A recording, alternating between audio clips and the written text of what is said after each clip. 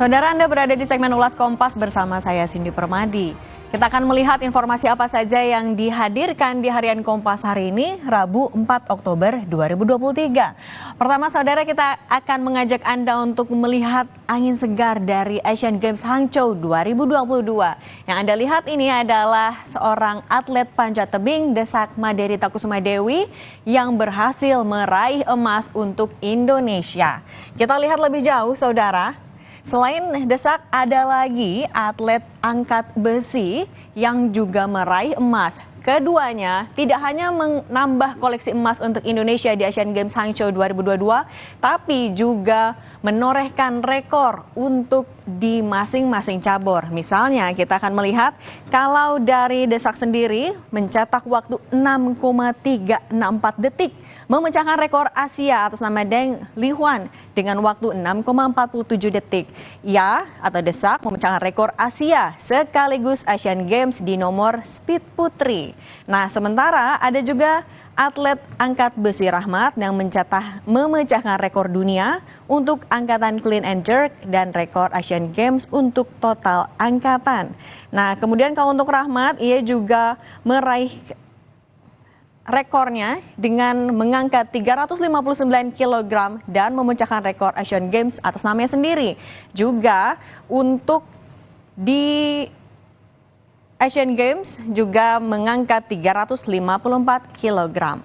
Selain itu, saudara, masih ada informasi lainnya masih di halaman muka soal RI yang perlu lebih maju lagi di hilirisasi.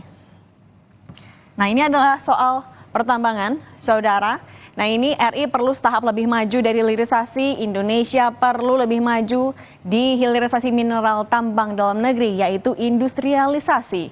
Hanya dengan industrialisasi, saudara, semua produk hilirisasi mineral bisa terserap dan terjadi peningkatan nilai tambah yang optimal. Tapi masih ada PR yang harus dilakukan untuk mencapai peningkatan itu. Misalnya kebijakan terpadu sampai pengawasan bersama. Menghubungkan hilirisasi mineral dan industrialisasi juga tidak mudah. Perlu keselarasan antara pemerintah dan pelaku usaha dalam hal kebijakan, grand strategi, pembukaan pintu investasi sampai komunikasi yang baik. Tidak lupa optimalisasi SDM dan penguasaan teknologi juga harus dilakukan. Selain itu, kita juga akan beralih, masih ada informasi tetap di halaman muka. 70% dana pensiun BUMN bermasalah. 70% dari 48 dana pensiun di bawah payung BUMN bermasalah. Artinya sekitar 34 dana pensiun yang dicatatkan. Dari audit atas 4 dana pensiun ini nilai kerugian mencapai 300 miliar rupiah. Kita juga melihat di halaman muka Harian Kompas mencatatkan memberikan informasi soal perkembangan aset dana pensiun yang dari tahun ke tahun sebenarnya semakin naik. Tapi di sisi lain juga beberapa kasus penyelewengan dana ini terus menghantui. Misalnya di tahun 2012-2019, penyelewengan dana pengelolaan investasi dana pensiun Asabri kerugian 22 triliun rupiah. 2013-2019, indikasi perbuatan melawan hukum dari pengelolaan investasi oleh DP4 Pelindo, kerugian 148 miliar rupiah. 2023, pengelolaan dana pensiun di beberapa perusahaan BUMN yang merugikan negara 300 miliar rupiah. Kementerian BUMN belum membocorkan mana saja yang menyelewengkan dana atau bermasalah karena masih dalam tahap penyelidikan internal juga. Setelah itu kita akan beralih ke halaman 15.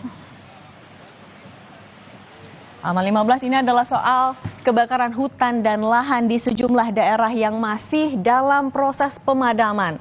Kondisi ini pun diprediksi masih bisa berlanjut dalam beberapa waktu mendatang. Angin yang kencang, area lahan kebakaran yang luas, belum adanya hujan, kemudian peningkatan titik api ini jadi beberapa kendala yang dihadapi oleh petugas gabungan di beberapa wilayah. Kemudian